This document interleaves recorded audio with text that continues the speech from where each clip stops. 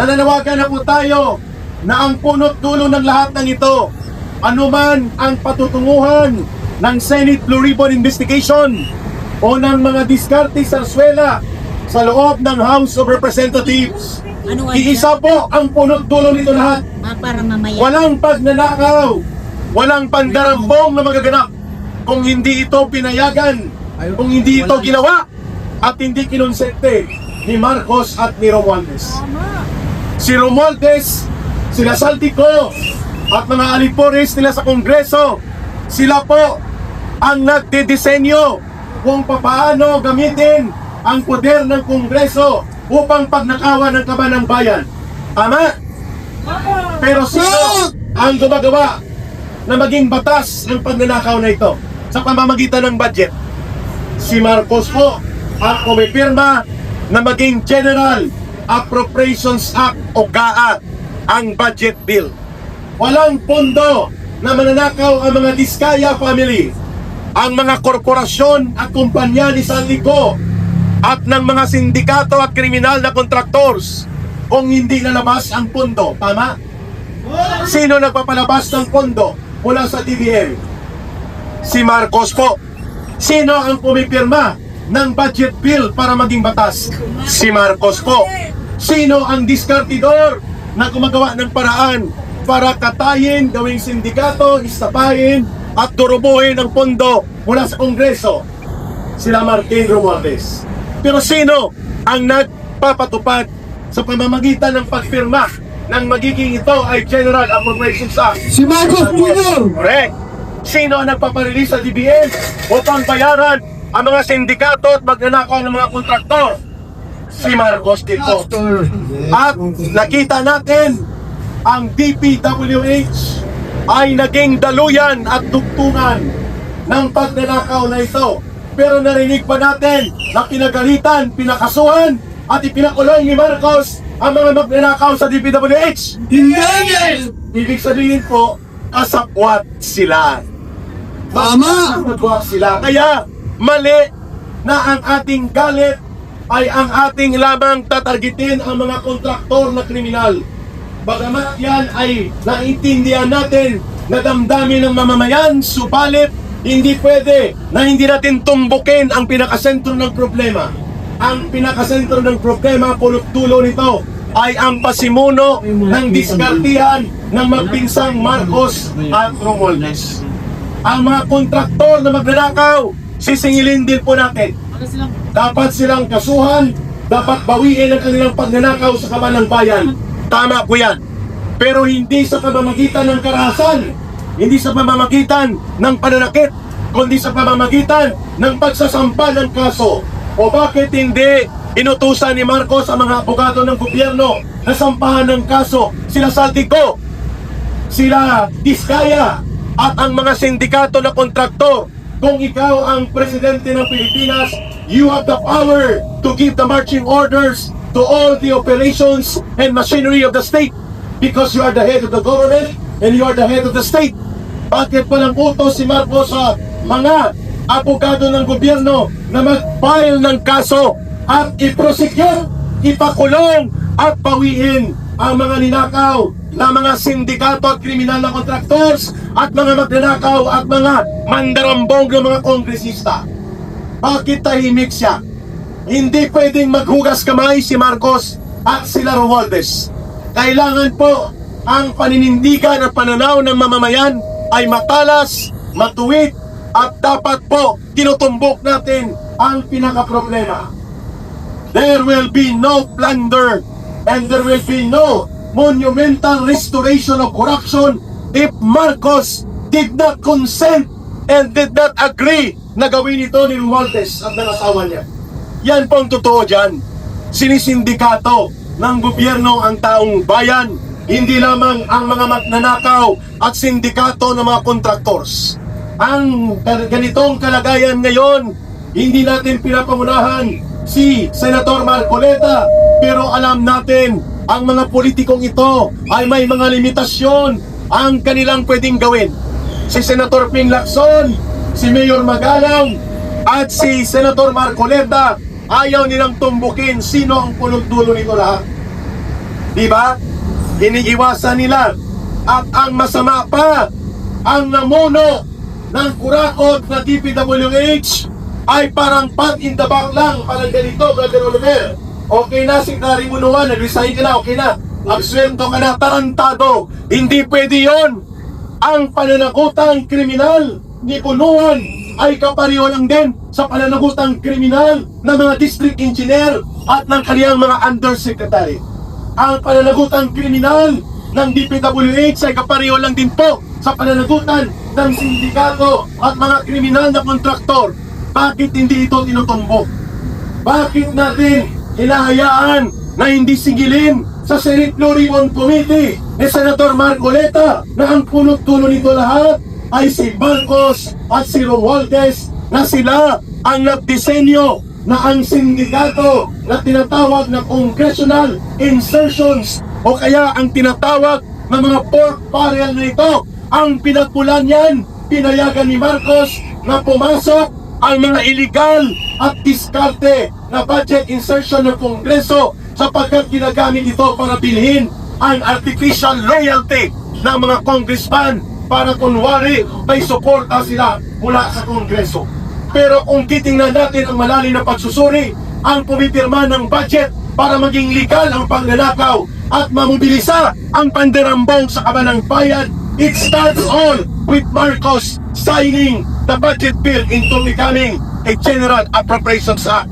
Therefore, the more serious criminal accountability sa pandarambong sa kabanang bayan, walang iba kundi si Ginoong Marcos mismo at ang kanyang pinsan na sindikato na ang pangalan ay Tambaluslos. Marcos resign! Marcos resign! Marcos resign! Marcos Romualdez resign! Marcos Romualdez resign! Marcos Romualdez resign! Nagtatanong kayo kung bakit may turutot yan. Hindi po numero ang pinagbabatayan ng pagkilos ng tama. Ang pinagbabatayan ng tamang pagkilos ay ang layunin kung para saan, kung bakit tayo nagtitipon, bakit tayo kumikilos, at bakit tayo nagsasalita. Tama? Ang numero, it will come later. Ang taong bayan may pagtitimpi, subalit ang pagtitimpi ng mamamayan may hangganan ang pagpapasensya ng mamamayan.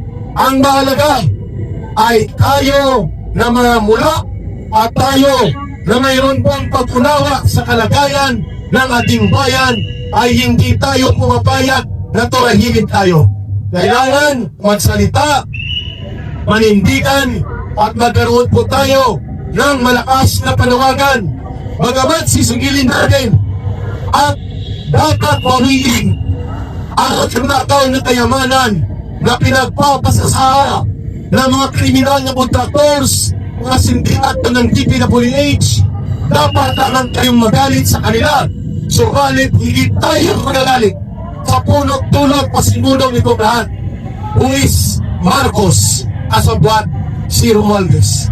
Kaya po, sa araw na ito, di mo nang iba ang nagsasalita, I will request everybody here sa gilid ni Tayali, pakihawak po ang dinonate na kutsara, takip ng kaserola, Yosite, and then ito pa, Paris yan. Mag-countdown tayo sabay-sabay. Dahil ang sampay ng Pilipino, ipinapanawagan ng mamamayan ang paglayas ni Marcos at Romualdez na sila ang pasimuno kung bakit nalumbalik ang pangungurakot sa kabanang bayan. At dahil dyan, 5, 4, 3, 2, 1, go!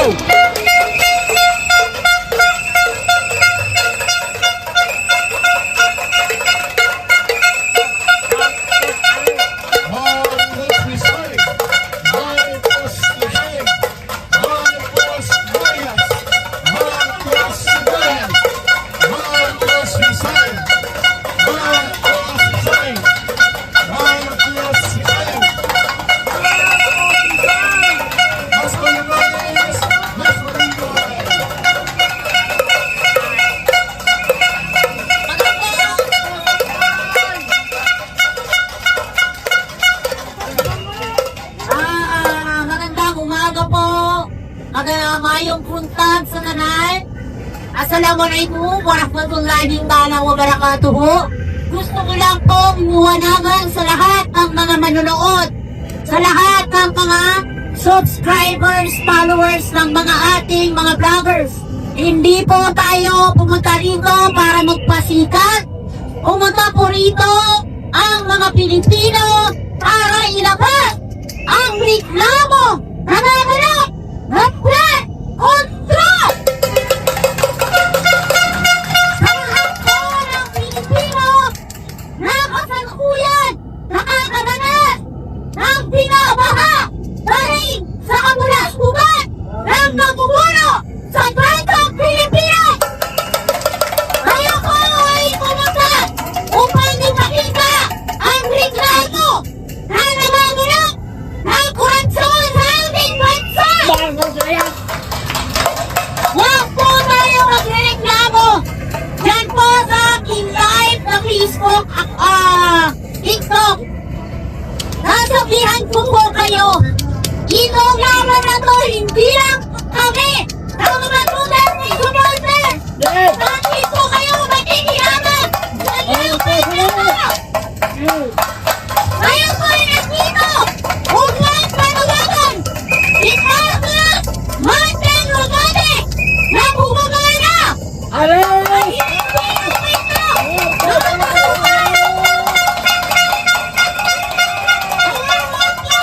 Ang mga Pilipino,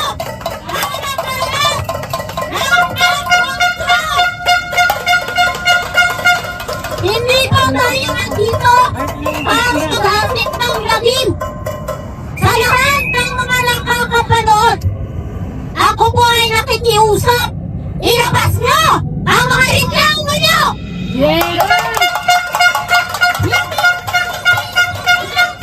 Hindi puro TikTok na lang! Bakit po ay pumunta rito para i-representa ang inyong mga reklamo? Kayo po ay nagpakalinte para po ilabas ang kalaguhan ni Martin Romualdez! Marco! Rizal! Balikan kayo sa Pilipino! Lalo na ang mga OFW na wala kayong pinakulitan ng mahal! Sa mga kapulisan, sa mga klaseng ahensya ng gobyerno, matuto po tayo magreklamo!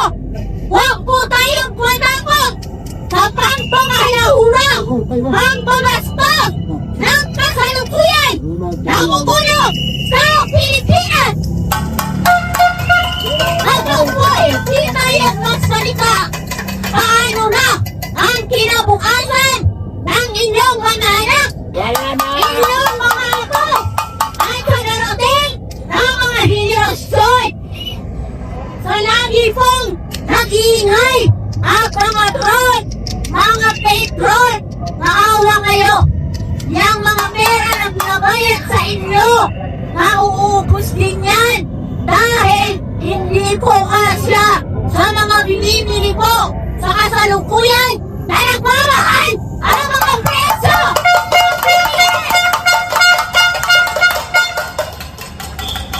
Kung tayo ay patuloy na nagpupulang-pulangan sa kasalukuyan at administrasyon, ito na po ang panahon na magpakita. Ilabas, huwag puro tayong tanggap ng pera.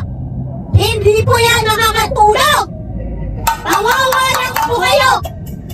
Patuloy po kayo. Lulunurin ang baha. Gusto ba niyo kayo hindi pa nakaranas ng baha ay makaranas ng mas mamimipang baha?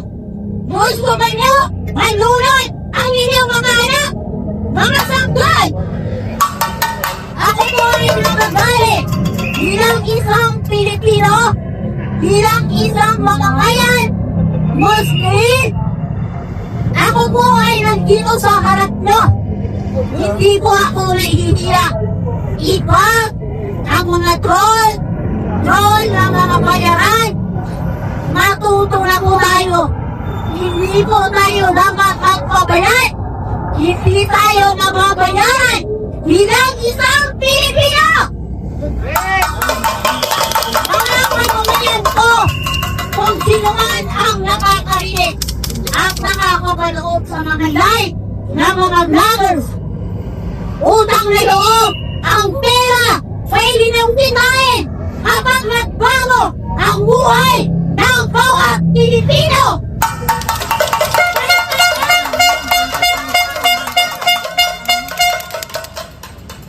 Kapag hindi po tayo nagsalita, sino na lang? Mananawagan din po tayo sa Kongreso. Magpakatotoo tayo. Huwag po natin sabahin ang pera ng gobyerno!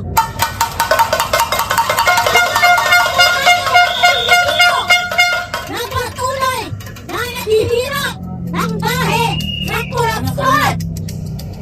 Gusto ba ninyo habang buhay tayong maghihirap? Para po sa amin na tinatawag ng BDS, ayaw po namin na tayo ay mabaong na lang sa himot. Sa mga ano po, mga member ng lahat ng gobyerno, huwag po tayo matakot. Ilabas nyo ang inyong mga galit.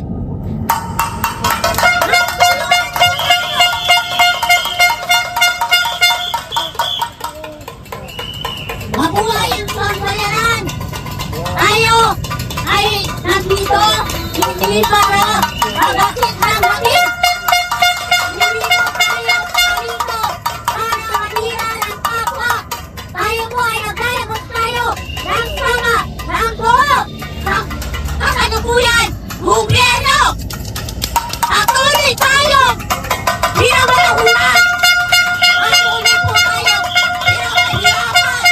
Ng kasalukuyan, gobyerno ito!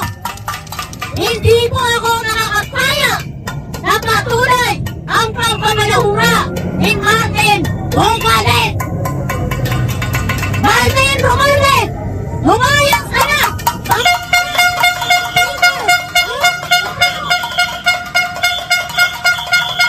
Sa mga Pilipino na nakaranas itong nakaraang baha, umabot na sa halos kalahati ng karapatan ng bawat Pilipino. Ito na po ang tirahan para bayan si Bongbong Marcos!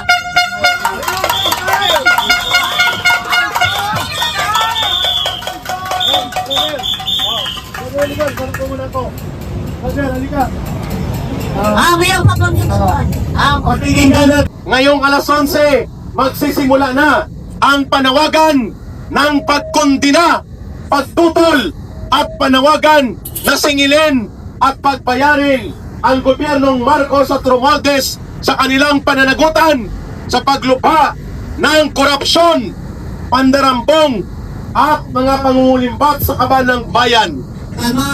At dahil dyan mga kababayan, alas 11 ngayon hanggang alauna nandito tayo, and then mamayang hapon 5:30 babalik tayo sa Itza Shrine at may noise parade tayong gagawin. At bago magsalita si Yusek Benranque, pinapanawagan ko ang lahat na nandito. May nag-donate dito ng 2 kasirola at may kasama pang kutsara. Ito ang ating simbolo ng pagkagalit ng sambayanang Pilipino. Pwedeng mahawakan natin ito, Brother Oliver, Yusek Ben. Bilang kick-off, mag-noise parade muna tayo. Mga kababayan, hawakan po natin ang may 4 na kutsara at 2 kasirola. Everybody, ipinapanawagan po natin. Sabay-sabay tayo mag-ingay sa pagkagalit natin dito sa abusado na gobyerno ni Marcos at Romualdez. Ready? Go!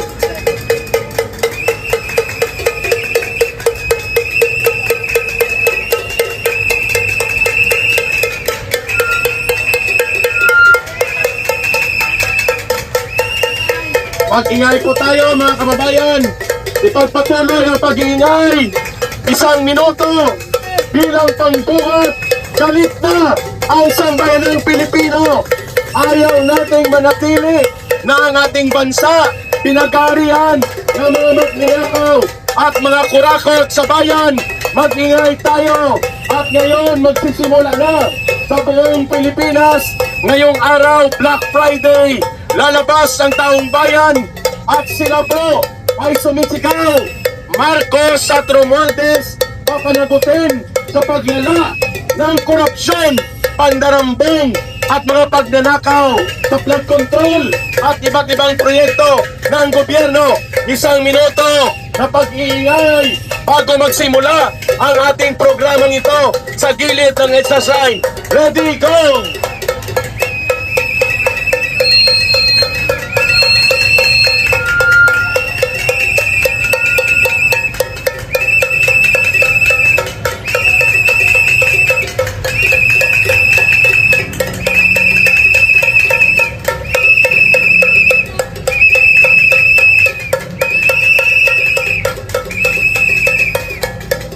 May pakiusap po, ikunin muna ang 4 na kutsara at 2 kasirola dahil magsisimula na ang ating programa.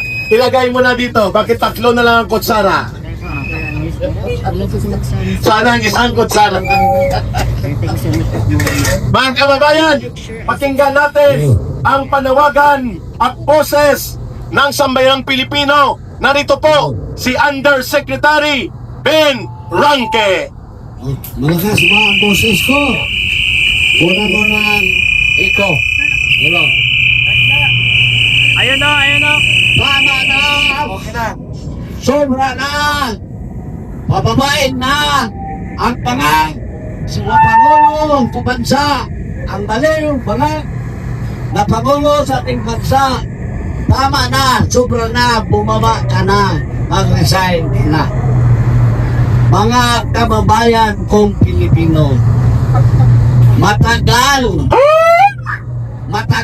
na namin sinasabi. Kaya nanawagan kami ng Marcos Alisgan. Noong unang taon pa, kinasal namin ang movement na ito. Dahil wala talaga tayong maasahan sa Pangulo natin na walang utak.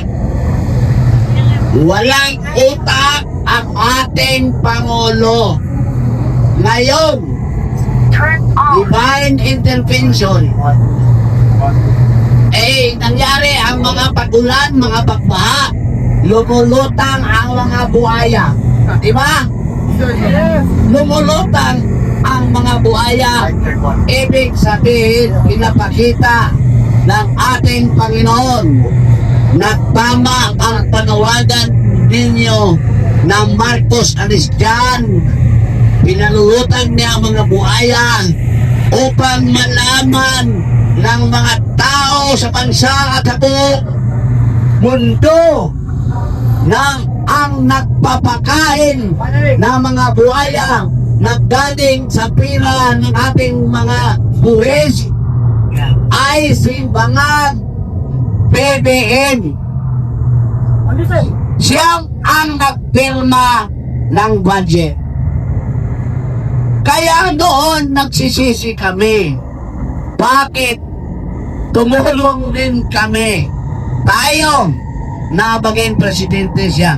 Sino ba namang mag-akala na gawin niya ito sa bansang Pilipino? Noong araw, walang pera si Bongbong Marcos dahil sinequester ang kanilang mga ari-arian, ang mga ninakaw ng kayamanan na kanyang ama. Walang pera si Bongbong Marcos, kaya hirap siya sa kanyang protesta bilang vice-presidente noong nakaraan halalan. Nagprotesta siya laban kapag panalo ni Tito Robredo, wala siyang pera. Pero dumating ang halalan sa 2022, kundi dahil sa pagsanib puwersa ni Sara Duterte, hindi dadami ang pera ni Bongbong Marcos ng kampanya. Nagkaroon lang siya ng limpak-limpak na salapi dahil nakita ng mga tao na mananalo siya dahil kumampi si Sara Duterte sa kanya. Balikan ko, wala siyang pera. kahit protesta niya, hindi siya manalo. Pero, nung nagkaroon ng tandem ang Sara Duterte at Bongbong Marcos, dumaloy ang pera ni Bongbong Marcos. Lalo na nung nanalo siya na nagiging presidente. Sinabi ko na sa inyo na 4 lang ang dahilan bakit pala siya tumakbo na presidente sa Pilipinas. Sinabi ko na yan sa inyo noon pa. Unang rason, kaya niya binuwag ang Presidential Anti-Corruption Commission na tinatayo ni Digong Duterte, itong presidente siya, binuwag ni Bongbong Marcos noong unang araw na umupo siya. Lumabas yung Executive Order number 1 na buwagin niya ang Presidential Anti-Corruption Commission dahil ang number 1 niya na agenda bakit siya tumakbo bilang presidente ay magnakaw siya sa bibat na payas. Diba? Yun ang number 1 niya na agenda. Kasi uhaw na uhaw. Ilang dekada na nawala ang kanilang pamilya na nagiging Pangulo at Diktador sa Pilipinas. Uhaw na uhaw si Bongbong. Wala siyang pera. Nung nagiging presidente siya, nagnakaw siya sa pera hanggang ngayon. Ha? Nagnakaw siya ng pera dahil agenda na yun. Dahil uhaw na uhaw sila. Paano niya din nanakaw? Ginamit niya ang mga buhaya sa Kongreso. Ginamit niya si Martin Romualdez. Ginamit niya mga congressman. Pinirmahan niya ang budget. Ang natatirang budget nung umumo siya sa 2022 hanggang ngayon 2025 pinirmahan niya ang ating budget upang nakawin nila sa kanyang mga kalipolis. Iyon ang katotohanan. Number 1, ang agenda ni Bongbong Marcos, balikan ko, magnakaw sa pera natin. Ngayon, anong pangalawa? Ang pangalawang agenda ni Bongbong Marcos ay kunin nila yung kanilang mga tagong yaman sa Amerika. Noong araw, pumunta siya sa China. Sinabi niya, okay, magkasundo tayo mga Chinese. Maganda ang kanyang reception sa China. Sabi niya, pagtulungan tayo China. Ngayon, bakit hindi siya inimbita sa China? Sa World Leader Forum sa China, na inimbita sa China ang mga world leaders. Ang hindi lang inimbita si Bongbong Marcos sa kadahilanan na si Bongbong Marcos ay tinawag na troublesome, panggugulo na presidente dito sa Asia dahil doon sa isyu ng West Philippine Sea, South China Sea, ginulo ni Bongbong Marcos. Pumunta siya sa China, nag-usap sila na maganda ni Xi Jinping, pero lumapit siya sa Amerika dahil gusto niyang kunin ang kanilang tagong yaman at sinabi ni Biden, okay, ibalik namin ang inyong tagong yaman pero guluhin mo ang South China Sea dahil interesado ang Amerika doon sa daanan ng mga barko. Diba? Interesado yun ang interes ng Amerika.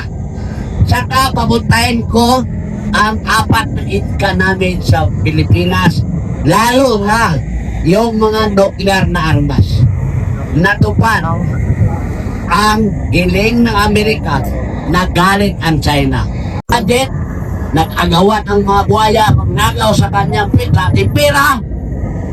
Malaki ang sakit ng ulo ng CBN at ng ating National Treasury. Dahil sa tuwing ni Bongbong, oy, may kas na ba dyan? Akin yan.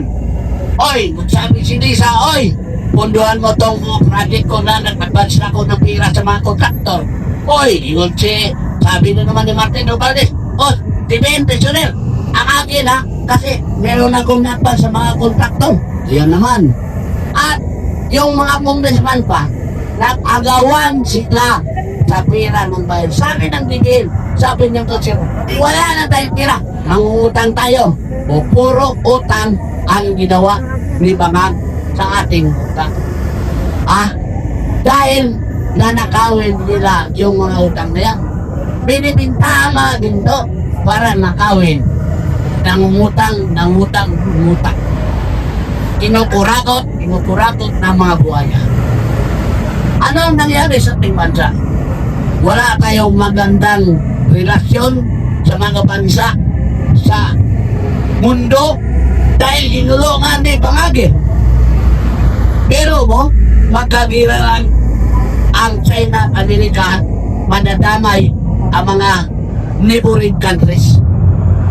So dahil yan sa panggugulo ni Bongbong Bangag Marcos, walang utang yung mga nakapaligid sa kanya, puro pira ang inisip, puro NATO ang inisip.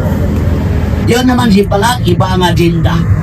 So saan na tayo mga Pilipino lulugar dito? Kaya ba natin tiisin ang mga ginagawa nila? Bakit hindi tayo pupunta sa mga sanat ni Inay? Alam mo, huwag kayo magalit sa akin. Marami sa atin, alam ko, marami sa atin dito, hindi bumuto kay Bangag. Or kung bumuto tayo dahil sa mga Duterte. Pero sa kumula, sabihin ko man, at I admit it, bumuto ako eh. Tanga tayo. Tanga tayo mga Pilipino. Although, minority ang hindi bumuto. Pero dahil majority rules, nadamay ang lahat na presidente natin si Bangag BBM. Pero katangahan yun. Alam naman natin ang mga Marcos noon eh. Na ang mga Marcos, magnanakaw. Marcos, magnanakaw. Di ba yun ang awit natin doon? Ako, namatan ko na yun eh. Martial. Di ba? Sumigaw, pumanta tayo. Marcos, magnanakaw. Marcos, magnanakaw. Marcos, magnanakaw. Magnanakaw si Marcos. Pero dahil sa nagtanga-tangahan nga kasi tayo eh. Kaya binalik natin ang mga Marcos. Kaya ako, naniwala din ako sa mga Duterte. Sabi ng mga Duterte. Alam mo ako, Duterte ako eh noon eh. Duterte ako. Kasi maraming rason. At nagawa ni Duterte ang gusto kong magawa niya sa bayan. Pero, nung inumpisahan kong ang susunod ay isang Duterte DNA, gumawa ko ng isang organization na yun, Mayor Sara Duterte Alliance, Masada, para ipagpatuloy sana yung naumpisahan ni Digong Duterte na pagbabago. Because, tingnan mo, hindi kasundan, nag-iba yun. Yun ang agenda ko noon na si Sara ang susunod para tuloy-tuloy yung mga reform na nangyari sa ating bansa sa pagpabuno ni Duterte. Pero hindi. Nag-iba ang istorya. Sabi ko, Sara Duterte ako for president. Nung nagsama sila, Sara lang sana ako, ipag-presidente ko. Pero sinabi ng mga kapatid na ni Sara, palibat si Digong talaga, si Digong Duterte, ayaw ni Bongbong yun eh. Pero yung mga kapatid niya, napitpit ni Sara na maniwala ay Bongbong. So, nak-Bongbong din ako. Kasi sabi ni Sara, follow my lead. Hindi ako Bongbong, Sara lang sana ako. Pero sabi ng mga kapatid niya, kung ayaw nyo mong ikampanya si Bongbong, di huwag mo na lang din tulungan kapatid ko.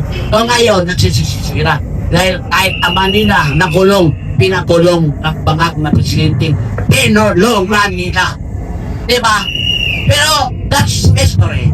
Past na yun eh. Ngayon ang titingnan natin kung ano ba ang nagawa at ginawa sa atin yung pinoto natin na presidente na isang parang baliw, isang bangag, isang walang utak na presidente sa bansa natin. Kung ganon, tayo, majority, nilagay natin si Bangag BBM. Grande, hindi na natin gusto na ipapatuloy pa yung nalalabing mahigit 2 taon. Di paalisin natin. Sovereignty resides by the people. We decide who will lead us. Kaya naman natin paalisin yan eh. Napalis na natin noong unang araw yung ama. Diba? Bakit din na natin papalis sa anak? Eh, martial law nga noon eh. Diba? Martial law noon ang paalis natin ang kanyang ama. Sumigaw tayo, tama na, sobra na. E ngayon, 6 years, 2 taon pa mahigit. Hindi naman niya ginawa yung expectation natin. Naghirap nga tayo ngayon. Tama lang na sumigaw tayo, Marcos alis dyan. Marcos alis dyan. Hindi ka namin na kailangan. Salot ka ng bayan. Marcos, umalis ka na dyan. Dahil salot ka ng bayan. Tingnan mo, lumulong lang sa baha ang aming mga kapatid. Umulang. Wala na tayong patukuha. Lulubog palagi ang Metro Manila. Lulubog palagi dahil ang Luzon. Dahil yung para sa flood control. Kinain ng mga buhaya mo sa panguluhan mo. Ikaw ang number 1 beneficiary. Kailangan magdrama ka. Magdrama ka na ito, kusingin mo po yung kurap. Bumaba ka dyan. Hihintayan sila. Bumaba ka, Marcos. Hihinto yung mga pagnanakaw ng mga buhaya mo. Kasi wala na mapapakain sa kanila. Ikaw, Bongbong Marcos, ang nagpapakain sa mga buhaya na kiniminal dahil ikaw ang buhaya. Marcos Romualdez resign! Marcos Romualdez resign! Resign! Marcos Romualdez resign! Marcos Romualdez resign! Lahat kayo, naghihirap. Masama ang ating pagtingin sa mga tao sa mundo. Mabuti pa ang Indonesia. Ang Indonesia, galit lang sila dahil ang parliament ng self-interest na binigay ng mga alawan sa kanilang sarili, ang mga members of parliament sa Indonesia, yun, gulo na. Siguro mas matalino tayo sa mga Indonesians eh. Pero bakit ang mga tao sa atin nakatingin lang? Dahil may ayuda pa ba? Dahil may AIS pa ba? Dahil may MAIT pa o anong mga ibibigay ng mga congressman? Tama na mga Pilipino ang ating katangahan. Mamulak na tayo mga Pilipino na niloko lang tayo ng ating mga politiko sa pamunuan ni Bagang Bongbong Marcos. Tumi! Bongbong Marcos, alis ka dyan! PDM resign! Para mawala ang mga buhaya. Marcos Romualdez resign! Alis ka dyan! Marcos Romualdez resign! Marcos Romualdez resign! Marcos Romualdez resign! Kaya ko na ako. Wala si Yusik Ben. Yusik Ben. Mga kabayan,